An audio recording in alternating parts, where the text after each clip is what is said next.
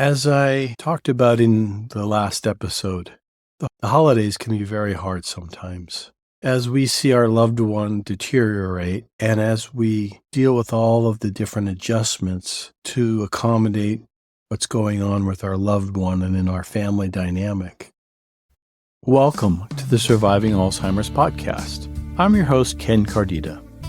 In this podcast, I share with you my experiences and learnings from the last 13 years as I've walked by the side of my dear wife, Shanna, as she progresses through Alzheimer's disease. It is my desire that you'll find joy and peace while learning to live with your loved one's disease, and not let the disease define you or your loved one. The Surviving Alzheimer's podcast is brought to you by Ascending Minds, LLC.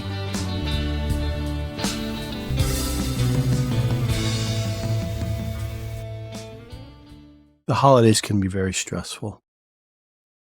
And all around us, people are celebrating, and it just makes it harder sometimes to deal with it. It can be very hard as we try to celebrate while we are dealing with grief, loss, and depression. Well, this year I decided to do something different. I have learned that there can be great power in doing something different on a regular basis.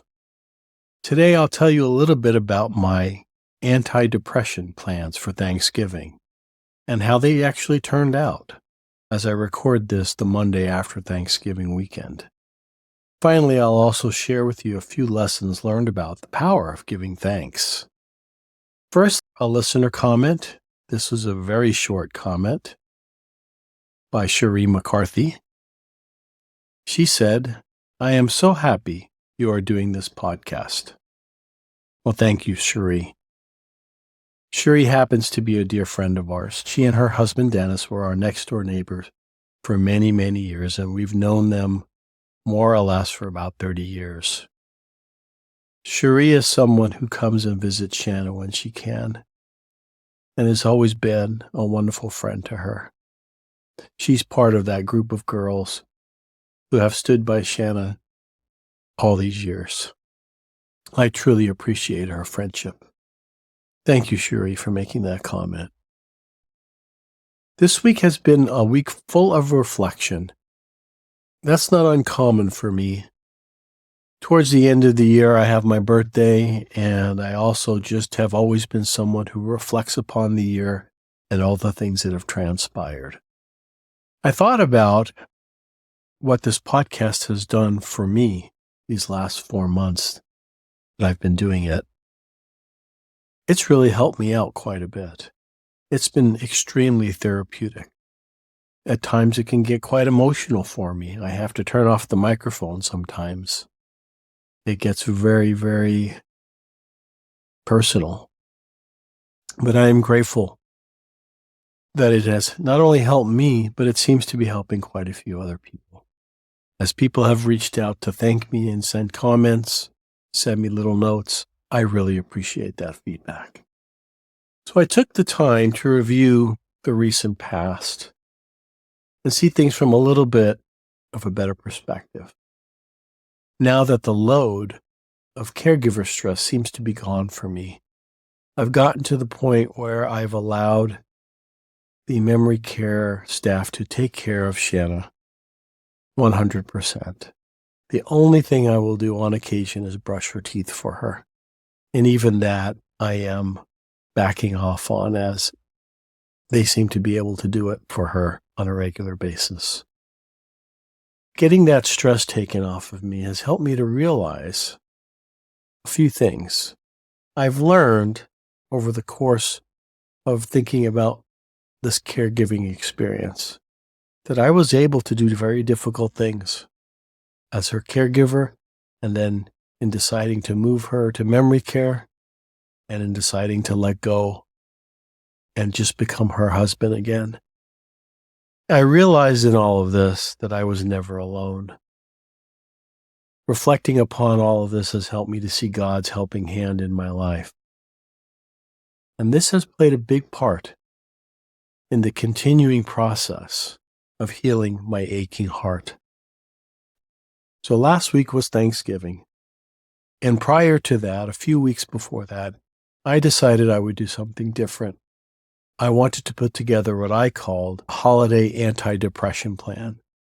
In other words, I did not want to get super sad this holiday season. I did not want to have the experience that I've had in the recent years, especially last year when it was our first holiday season living apart. That was really hard. I didn't want to go through that again. So I decided that I would be mindful of my sadness. In other words, when sadness started to come, I would ask some powerful questions. I would ask myself, why am I feeling what I'm feeling? What am I feeling? And I would ask this very powerful question after I identified what I was feeling and maybe what the causes could possibly be. Did I already mourn this loss? Am I feeling sad out of habit? As I've mentioned before, I have developed certain patterns, especially upon leaving my wife to go home after visiting her, where I would get extremely sad. I've just developed this habit of training my brain to have these sad thoughts. So when I realize that I've had these thoughts and I've more or less mourned this particular thing that I'm sad about, my brain is just on rinse and repeat, and I need to stop that. So I decided for this holiday that I would have no real expectations. No expectations of what Shanna would do, what she wouldn't do, what I would do, what my family members would do. I would just let it unfold and happen and be okay with whatever happened. I was trying to force myself to being open to doing something different this holiday season, looking to create change for the better. So one of those things that happened was the facility that my wife's at decided to celebrate Thanksgiving a week early. They had a wonderful dinner with all the residents and family members about a week before Thanksgiving. It was the first time they've been able to do this since COVID.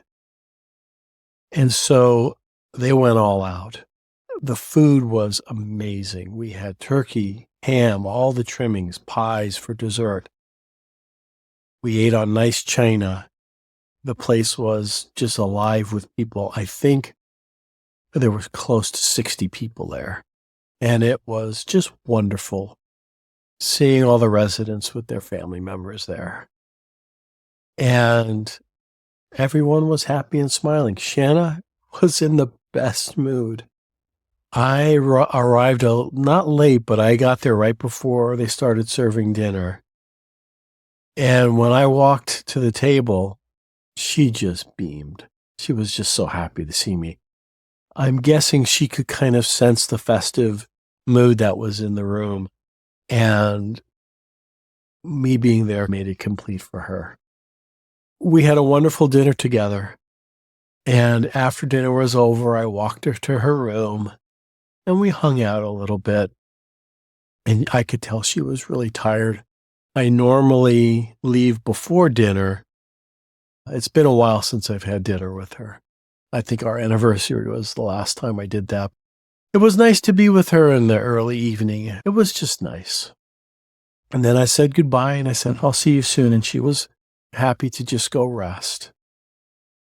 And I drove home from that experience thinking, that was a wonderful Thanksgiving celebration. Shannon and myself, along with all of our friends. That was quite nice. And I thought to myself, even though I will not gather with my family because of the circumstances of this year, that was enough. Now, another interesting thing happened a couple of days before that. This is in the spirit of doing something different. One of the other husbands, whose wife lives at the same facility as Shanna does, approached me the week before and said, hey, would you be interested in taking our wives to the local lake where there's a little beach? And I said, oh, that sounds like an interesting idea. So we made the plans, and on Tuesday afternoon, before Thanksgiving, we packed up some snacks, and some beach chairs, drove about a half an hour into the desert, and went to a place called Butcher Jones Beach, which is the back of Saguaro Lake. Now, this is a U.S. forest property. We drove for about half an hour going through the desert, and it was amazing. Shanna had the biggest smile on her face, pointing at all the large saguaro cactus on the way there. It was like a true adventure for her. When we arrived, we had to walk a little bit. We got onto this sandy little beach that came up to the shore of the lake. We put our chairs up, pulled out some cookies and grapes, and we just hung out for about an hour and 20 minutes. We got up and walked around a little bit. There were some other people at the beach. In fact, there was a couple of people sunbathing, and my wife kind of looked at these young women who were in their bathing suits kind of with an odd stare, kind of trying to figure out why they were wearing their bathing suits here in November, trying to get a suntan, I guess. It was kind of funny. We had a good time. We walked around. When it was time to head back, I took a quick video of Shanna and her friend, and I asked them if they were tired. And Shanna said, yeah. She just nodded, yes, I'm tired. And her friend said, no, I'm not tired. And we kind of joked about that. And our friend is like 80 years old, and she's just got the best, driest sense of humor.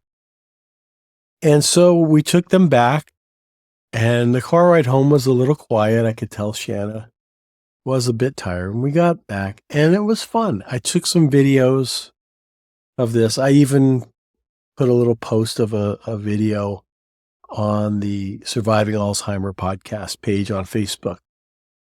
So if you're curious to see my wife, you can go watch that video. It was a great adventure. I learned an amazing lesson that night after thinking about the day. The lesson that I learned was that Shanna, while she still can move around and get in and out of a car, we can do all kinds of short adventures. And my plan this winter season is to try and come up with many different things that we can do together so we can create fun memories while we still can. Well, Thanksgiving Day approached. My plan for that day was to spend it with Shanna in the afternoon. My children each had individual plans, and it didn't make sense for me to visit those who lived far away because then I wouldn't get to spend any time with Shanna. So I chose to spend Thanksgiving Day with Shanna. I wanted to try and create a new tradition for us. Shanna always loved setting up the Christmas tree. We would put on one of her favorite Christmas albums from like 1980, from when we were first married, and we would listen to it, and we would decorate the Christmas tree. So what I decided to do this year, and I will probably do for the rest of the years that she's with me, is instead of setting the Christmas tree up in our living room, I took it to her room. She's got a corner space in her room big enough to put a Christmas tree in. So we spent part of Thanksgiving afternoon setting up the Christmas tree and putting on some lights. I found that familiar music she always used to listen to, and I played it on my phone. I sat her in the chair as she watched me put together the Christmas tree, and I told her stories of when our kids were little, and I brought some of her favorite chocolates. And I was trying to remind her of all the joyful memories that we had when our children were little and when we would set up the Christmas tree. It just made for a very memorable experience for both of us. She was extra happy that day for some reason. I believe she was trying to teach me some things. She was trying to teach me that she still can feel the joy from others when there is a festive holiday spirit around her. Staying focused in the present and not stressing over things. That's her lifestyle now. We took a peaceful walk outside. On Thanksgiving Day, she was more lucid than normal. And we shared some good feelings with each other. I also made it a point to thank each of the staff members who was working that day. I looked each one of them in the eye and I told them how much I appreciated them working on Thanksgiving Day rather than being with their families. And each one of them looked at me and said, "Of course." But I wanted them to know I didn't take it for granted. Well, as the visit was coming to a close, it was time to say goodbye. I did my typical exit routine of walking her to the common area and watching some TV just for a few minutes and telling her goodbye and that I would see her soon. She gave me the biggest smile and I walked out. As I left the door and walked to my car in the parking lot, I had some mixed feelings at first. I got in the car and I felt a sense of sadness starting to come up. I sat in the car and I thought about the last few hours of visiting with her. I realized there was no sadness during the visit. But why was this starting now? Was it an old habit creeping up? Well, I started to drive home. As I continued to replay the visit, and I was focusing on some of the things that I noticed over the last couple of weeks of her losing some of her physical ability and steadiness on her feet, and her overall stamina dramatically decreasing. Some pretty heavy thoughts came to me. Things like, will this be the last Thanksgiving I have with her? Things like that. It really started to bring me down. But I quickly caught myself as I continued to replay some of the fun things we did while I was there. And finally, I had a smile on my face as I felt some gratitude of having a nice visit with her on Thanksgiving. I decided Thanksgiving Day meal would be very simple. It was just going to be for myself and my one son who lives with me. In fact, I cooked the dinner Wednesday night. I cooked a small turkey breast with all the fixings, and we had actually an early Thanksgiving on Wednesday night. And on Thursday night, we just reheated the leftovers. So when I got home Thursday on Thanksgiving, it was just a matter of reheating some leftovers. So, pretty smart thing for me to do because I wouldn't have had the energy to make a meal. I was a bit restless that night. I wasn't really motivated to do much. I was just processing a lot of feelings. So I just decided to watch a movie and then went to bed. So Black Friday came. I decided that was going to be a me day. I slept in a little bit. I did some exercises and a few things that I wanted to get done. But I really just took it easy that day. Did a little bit of online shopping, if I'm being honest as well.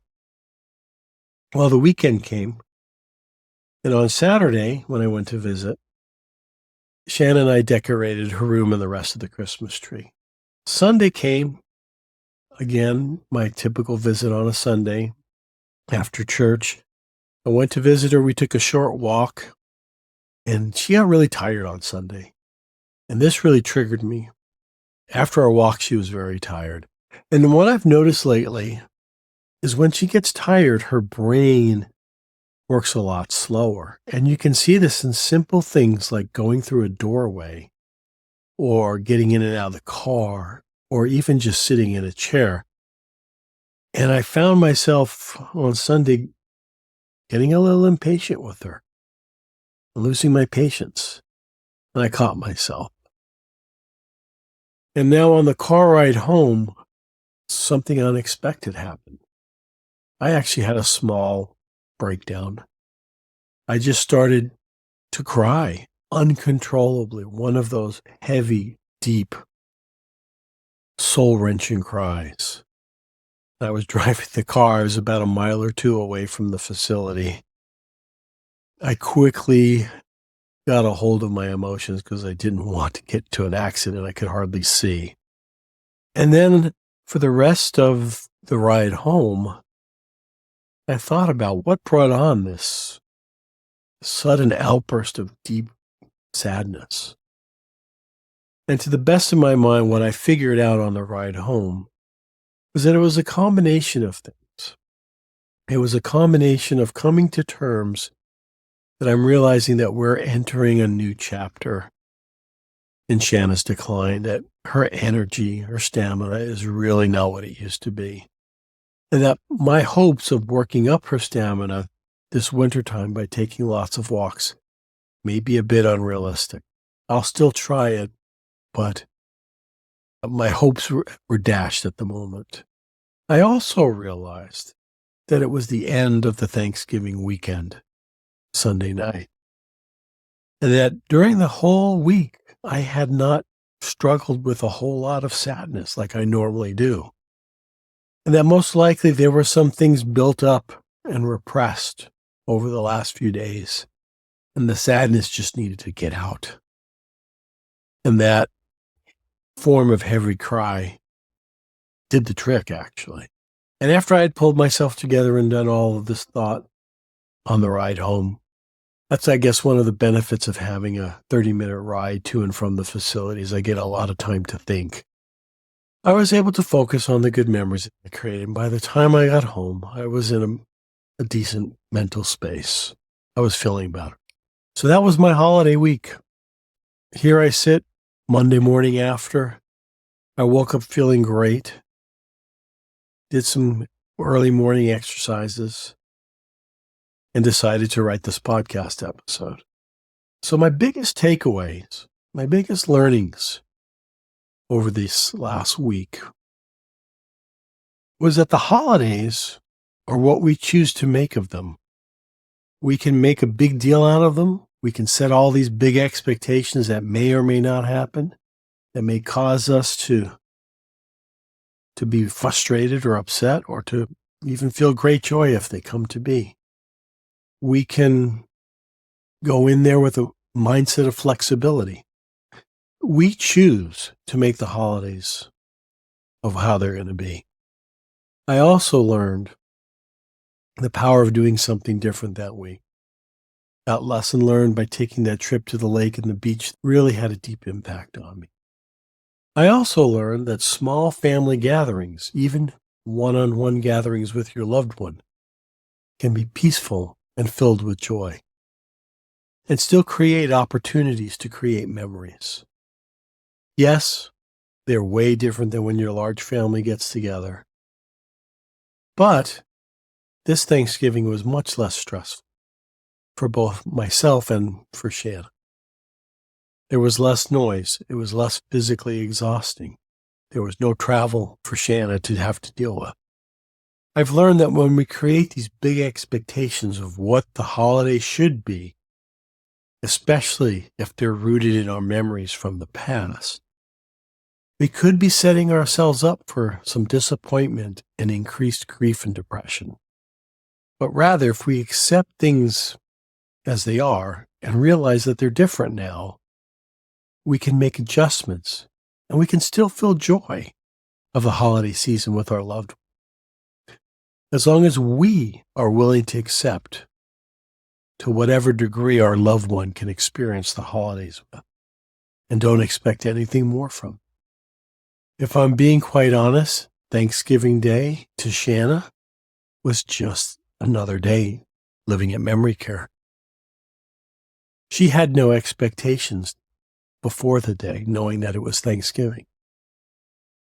And she has no lasting memory of what happened on Thanksgiving. She just was able to have joy in the moment. And this is just like every one of our visits. There's no expectation. When I'm there, she feels joy and happiness that I'm there. And that is enough for her. And now I have learned that if that can be enough for her, that's good enough for me. And that there's no room for me being sad over losses of what might happen or what should happen based on any expectations or past memories that I might have. So learning to take things as they are knowing that it's enough opens up the opportunity to feel grateful. And that leads me to the most powerful lesson that I've learned, and that is the power of gratitude. Gratitude unlocks the fullness of life. It has the power to turn things around. It turns what we have into being enough. It turns our denial into acceptance. It can turn the chaos that surrounds us into order and make sense of things that sometimes can confuse us. The confusion can be turned into clarity as we see things through the lens of gratitude. Having gratitude allows us to make sense of the past, bring peace for today, and have a hope for tomorrow. I'll say that one more time. Gratitude helps us to make sense of the past, bring peace today, and have a hope for tomorrow. Gratitude is one of the few things that can measurably change your life. This is such a truth. Gratitude helps us to recognize the blessings in our lives and opens the door to feel loved from other people and from God. Studies have shown that when we focus on negative things when we are in the midst of our trials, especially if we use critical and negative self-talk to ourselves, this is guaranteed to darken our mood. And much like a virus, can spread around and affect those who we come into contact with. Have you noticed this with your loved one? Are you aware how you both can drag each other down to the depths of despair? Now, Shanna can't really express herself with words, but she has a variety of facial expressions and actions with her hands that allow her to communicate.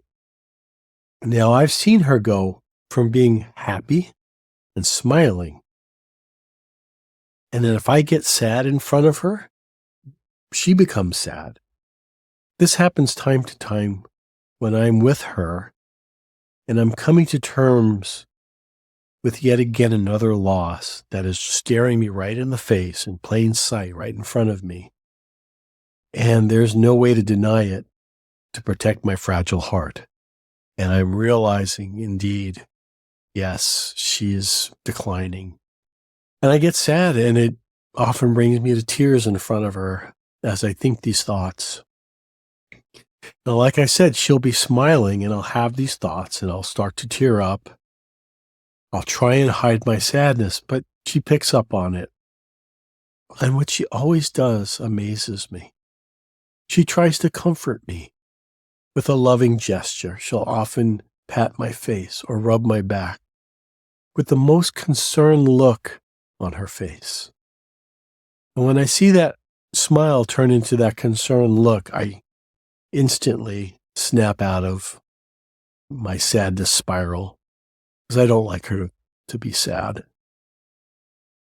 And then I start to smile and feel appreciation and gratitude for her love. And through the tears, I tell her, thank you for being so concerned about me. I am okay now. And then I'll give her a big hug. And I will try and get control of my emotions. So I've observed that, yes, we can bring our loved ones down with us, but the opposite is also true. We can lift them up. If I'm feeling grateful, positive, and vibrant, it can be contagious. I often see this when I go visit Shannon. I sometimes get a kick out of cheering her up and also some of the other residents by being a little bit silly when I arrive from my visits. It's amazing to see blank stares slowly turn into smiles, and sometimes I can even get a laugh out of some of them. To a few of the residents, I have to give a little bit extra effort, and I will keep eye contact with them and say things, get it a little bit more goofier with them to try and coax a smile out of them. And then most times that smile starts to appear. And I say, now there's that wonderful smile of yours. I knew it was in there. And it just makes me feel good to bring a little bit of happiness and joy to them. It's the gratitude for what still remains between us and for the great care that my wife gets and the peace of mind that that brings me, that it has enabled me to feel joy with her again, and for both of us to try and spread joy to the other residents and to the care staff as well. That is basically our mission, to try and spread love and happiness to those around us. Now, I believe gratitude is a spiritual gift, and it can be a strong spiritual force for good in our lives, as well as in the lives of others who we interact with. I'd to invite you to experiment with this. Here's what I'd like to invite you to do. For the next 2 weeks, take some time each day to record what you are grateful for that day.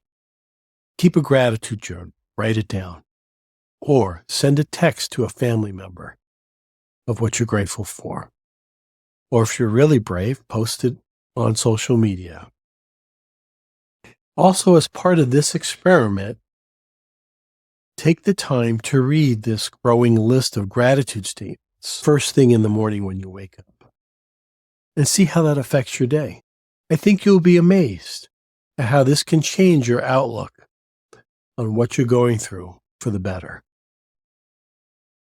As I said, this has been a week of deep reflection for me, and I'm still dealing with and unpacking some of the emotions that have come up.